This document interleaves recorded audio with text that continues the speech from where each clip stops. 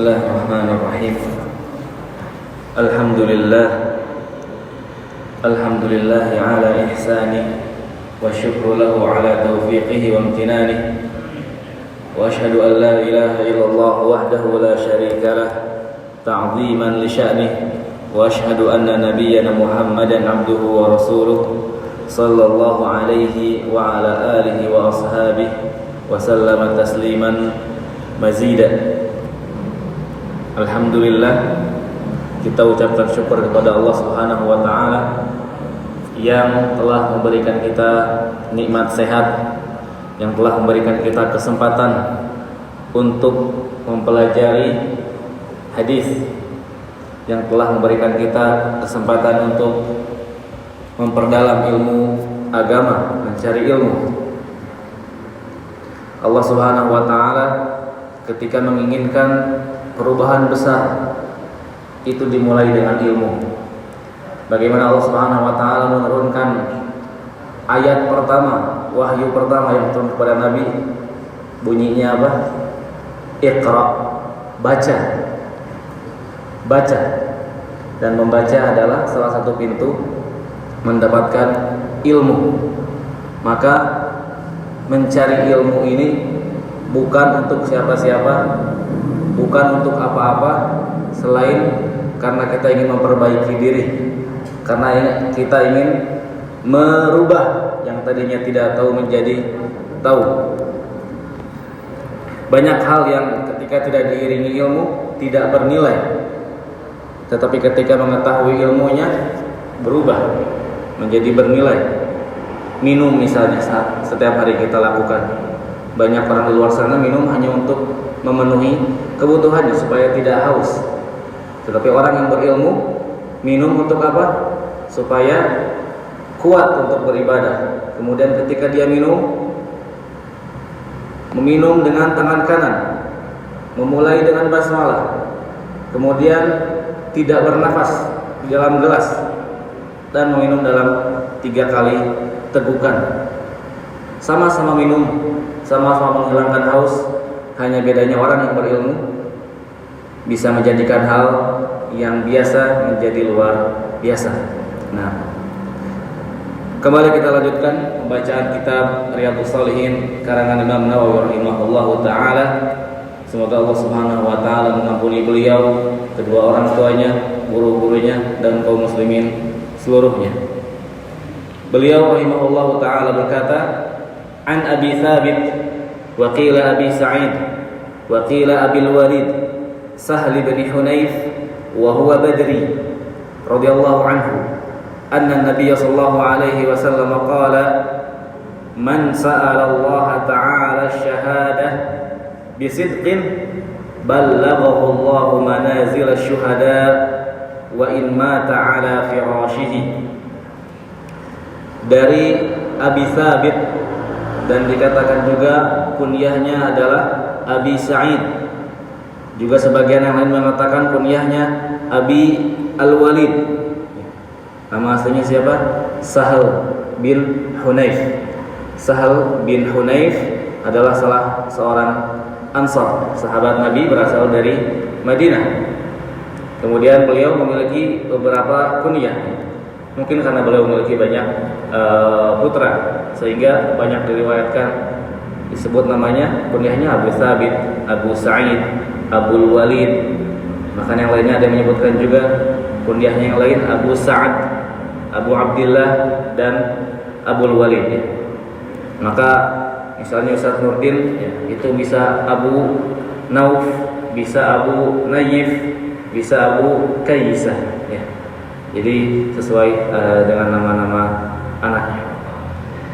Sahal bin Hanif ini adalah seorang sahabat senior, termasuk yang pertama-tama masuk ke dalam Islam, ke dalam agama Islam dari orang Madinah. Dan beliau hadir di semua peperangan yang Rasulullah SAW hadiri. Tentu saja beliau adalah seorang yang hadir pada perang Badar. Di sini disebutkan wa huwa badriyun, dan dia adalah ahli Badar, adalah seorang sahabat yang hadir dalam perang Badar. Dan itu disebutkan karena itu adalah prestasi. Ya. Peperangan pertama di dalam Islam itu perang Badar. Dan Allah Subhanahu wa taala dalam sebuah hadis dijelaskan, la'allaha yara quluba ahli badr atau kama qala wa qala i'malu ma syi'tum faqad ghafartu lakum. Firman Allah Subhanahu wa taala, tatkala Allah Subhanahu wa taala melihat hati-hati orang yang hadir pada perang Badar, apa kata Allah? I'malu ma syi'tum faqad ghafartu lakum. Kerjakanlah apapun semaumu, wahai orang-orang yang hadir dalam perang Badar, faqad ghafartu lakum. Kalian semuanya sudah aku ampuni, ya, sudah dapat jaminan.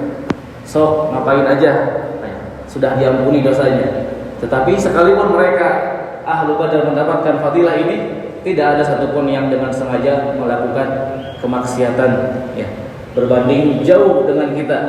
Sudah disebutkan ittaqullah, ittaqullah, ittaqullah, masih ya, baik kita dengan sengaja ataupun tidak sengaja kita terjatuh dalam kemaksiatan. Maka sekali lagi para sahabat yang hadir dalam perang Badar itu adalah keistimewaan. Beliau juga radhiyallahu anhu hadir dalam perang Uhud. Bahkan termasuk para sahabat-sahabat yang tetap setia bersama Rasulullah SAW. Sebagaimana kita tahu bahwa di perang Uhud kaum muslimin pernah dalam kondisi terdesak, ya, sebelum akhirnya menang. Tetapi sempat terdesak dan itu kocar-kacir semua kaum muslimin. Dan Sahal bin Hanif ini termasuk yang setia berada di sisi Rasulullah SAW, bahkan bersumpah rela mengorbankan jiwanya apabila dibutuhkan untuk melindungi Rasulullah SAW. Dan beliau juga membawakan hadis tentang syahid ini. Anna Nabi sallallahu alaihi wasallam, bahwasanya Nabi sallallahu alaihi wasallam qala, bersabda, man sa'ala Allah taala asy-syahadah, barang siapa meminta kepada Allah Subhanahu wa taala untuk mati syahid, bisidqin, dengan permintaan yang jujur, ballaghahu Allahu manazilasy syuhada, maka Allah Subhanahu wa taala akan menyampaikannya, akan mengantarkannya, akan memberikannya derajat para syuhada. Wa in mata ala firashihi, sekalipun dia meninggalnya di mana? Di atas kasurnya. Artinya dia belum meninggal di medan perang, ya. Dia meninggal di atas kasurnya, tetapi karena keinginan yang jujur, doa yang jujur untuk mati syahid, maka Allah Subhanahu wa taala memberikan hal tersebut. Hadis ini qala al-muallif rahimahullahu taala, afada hadzal hadis samratan niyyah as-shadiqah. Hadis ini memberikan faedah kepada kita, buah hasil dari niat yang jujur. Kita tahu bahwasanya jihad itu bukan ibadah yang sepele. Rasulullah SAW bersabda, Rasul amri al-Islam wa amuduhu as-salah wa dirwatu sanamihi al-jihad. Pokok agama ini adalah Islam, tiangnya salat, dan puncaknya yang paling tinggi itu jihad. Tetapi pahala mati syahid di medan perang bisa didapatkan tanpa perlu meninggal di medan perang. Dengan apa? An-niyah as-shadiqah, niat, keinginan yang jujur ketika meminta kepada Allah Subhanahu wa taala untuk mendapatkan syahadah. Wa anna man nawa syai'an min a'malil birri asabahu Allahu alaihi walau qasratin niyyah 'anil amal. Dan ini juga termasuk dalam amal ibadah yang lainnya. Ketika seorang hamba dengan niatnya yang jujur melakukan suatu ibadah, tapi ternyata belum sempat melakukan ibadah tersebut, itu sudah Allah Subhanahu wa taala catat dengan syarat berdoa dengan jujur, meminta dengan jujur. Termasuk di sini syahid. Kita ambil contoh misalnya ketika ditanya mau salat subuh enggak? Mau berjamaah? Mau. Maunya saja, tapi ternyata tidak ada usaha. Artinya keinginannya tidak jujur. Mengaku ingin salat subuh berjamaah di masjid, ternyata sengaja bergadang, kemudian tidak menjaga adab-adab sebelum tidur, kemudian terlewat dari sholat subuhnya. Atau contoh lainnya, haji misalnya. Ada yang mau haji di sini? Semua kita ingin berhaji. Ya. Banyak dari kita mengatakan mau haji, iya saya mau haji. Tapi apa? Tapi hanya mau saja. Orang yang jujur keinginannya untuk haji akan apa? Dia akan melakukan usaha-usaha untuk bisa berangkat haji. Mulai menabung, ya, rela mengorbankan harta yang dimiliki untuk membeli tiket. Itu baru namanya niat jujur untuk melakukan ibadah. Kalau sebatas hanya di lisan, itu tidak jujur. Karena apa yang diperbuat tidak sesuai dengan apa yang diucapkan. Dan yang dijadikan contoh di sini tadi adalah syahadah. Man sara Allah Ta'ala syahadah bisidqin ballaghahu Allahu manazila asy-syuhada. Al-Imam An-Nawawi dalam kitabnya yang lain Syarah Sahih Muslim menjelaskan fil hadithi istihbabu su'al syahadah wa istihbabu su'alil khair. Disunnahkan untuk meminta kepada Allah Subhanahu wa taala agar mengambil nyawa kita, mewafatkan kita dalam kondisi syahid. Tentunya dengan jujur, dan juga meminta hal yang sama dengan kejujuran untuk kebaikan-kebaikan yang lainnya.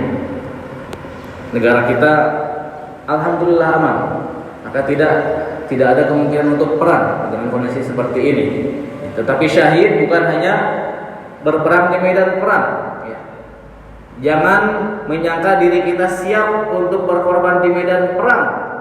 Kalau misalnya ternyata ketika kita diminta untuk berkorban untuk agama Islam, kita diminta berkorban hal-hal yang sepele, ternyata kita belum jujur. Misalnya apa? Sadrafik misalnya. Sadrafik pekan depan adzan pas khutbah Jumat ya, jadi adzan. Jadi muadzin ketika khutbah Jumat. Kalau misalnya bukan parafik mungkin bertanya, "Oh, ini saya berkorban untuk agama. Saya dapat apa?" Nah, itu orang yang tidak jujur. Tapi parafik Masya Allah diminta berkorban tidak bertanya alawahnya berapa, enggak. Jujur melakukan ini untuk Allah Subhanahu wa taala dan tidak berharap apa-apa.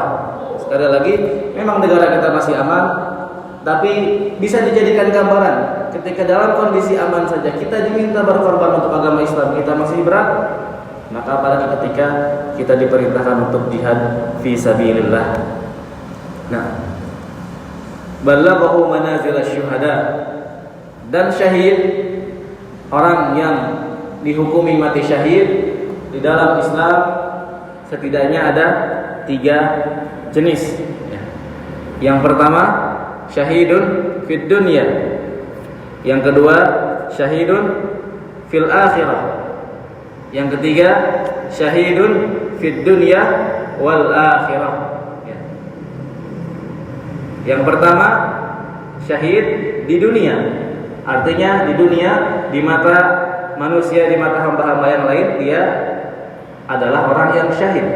Contohnya apa?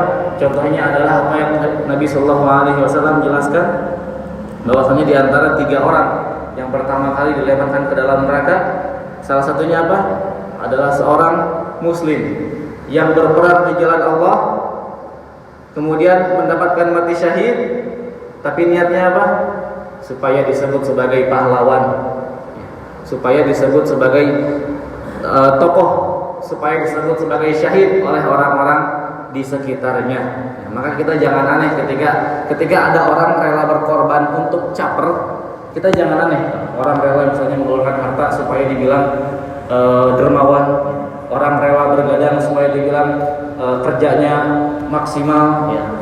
Jangan aneh ketika kita melihat orang-orang mengorbankan sesuatu untuk pujian. Kenapa? Karena dalam hadis itu Rasulullah SAW menjelaskan ada orang yang rela mati supaya apa? Supaya dipuji. Itu saja. Nah, ini syahid yang pertama, syahid fid dunya. Syahid fid dunya di mata kaum muslimin, di mata saudara-saudaranya dia terlihat sebagai seorang syahid, tetapi karena niatnya yang salah, dia tidak mendapatkan pahala syahid di surga, justru dilemparkan ke dalam neraka. Ini yang pertama. Kemudian yang kedua, syahidun fil akhirah, yaitu orang-orang yang meninggal tidak di medan perang, tetapi mendapatkan pahala syahid Di antaranya adalah orang yang man yusabu bit-ta'ni wal batni wal haraqi wal gharq. Orang yang mati karena terkena musibah wabah yang mematikan. Juga orang yang mati karena tenggelam, dan orang yang mati karena sakit yang parah di perutnya. Ketika mereka meninggal disebabkan hal-hal ini, maka orang tersebut mendapatkan pahala syahid di akhirat. Tetapi di dunia dihukumi sebagaimana kaum muslimin yang wafat pada umumnya, disalatkan, dimandikan, dikafani dan disalatkan. Juga termasuk orang-orang yang syahidun fil akhirah, alladzina yuqtaluna duna amwalihim wa duna anfusihim. Orang-orang yang mati ketika dia membela harta dan jiwanya. Ketika dibegal misalnya, Sanurdin bawa mobil baru dari Cisaat ke Al-Basam sampai Cikikik dibegal. Sanurdin membela jiwa dan hartanya sampai kemudian dibunuh. Maka ini di dunia kita menghukumi beliau, kita menghukuminya dengan kaum muslimin yang wafat pada umumnya, dikafani dan dimandikan, dikafani dan disalatkan. Tetapi di akhirat mendapatkan pahala syahid karena meninggal membela harta dan jiwanya.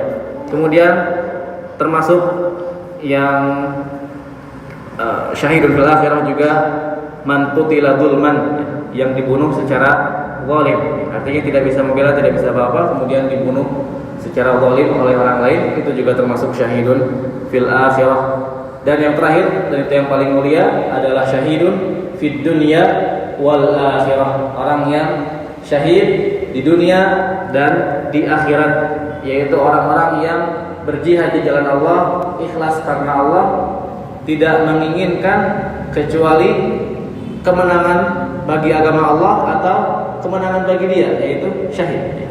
Antara agama Islam yang menang atau dia yang syahid. Orang-orang yang ikhlas berjihad ini kemudian terbunuh di medan perang, maka itu mendapatkan syahid, pahala syahid di akhirat, dan juga dihukumi sebagai orang yang mati syahid ketika di dunia. Ballaghallahu manazil syuhada wa in mata ala firashihi.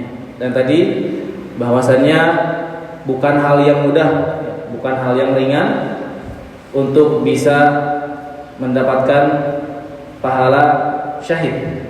Tetapi di hadis ini Allah Subhanahu wa taala dengan segala kemurahannya, dengan kasih sayangnya Allah Subhanahu wa taala kepada kita, memberikan kita kesempatan untuk mendapatkan pahala syahid. Kapan? Idza sa'alallaha asy-syahadah bisidqin, ketika kita meminta kepada Allah Subhanahu wa taala dengan jujur. Ya, maka setelah ini simpan atau letakkan pada hati kita keinginan yang jujur untuk mati syahid. Tujuannya apa? Targetnya apa? Targetnya bisa mati syahid. Atau kalaupun tidak bisa mati syahid, setidaknya kita mati dalam berkorban untuk agama Islam. Ya. Kalau tidak bisa mati syahid, setidaknya kita mati dalam kondisi berjuang, mengorbankan untuk kepentingan agama yang mulia ini. Itu yang bisa saya sampaikan. Mudah-mudahan ada faedah yang bisa kita dapatkan untuk meningkatkan keimanan kita. Barakallahu fikum wa jazakumullahu khairan. Nakhtim bi kafaratil majlis. Subhanallahumma wa bihamdika asyhadu an la ilaha illa anta astaghfiruka wa atubu ilaik. Wassalamu alaikum warahmatullahi wabarakatuh.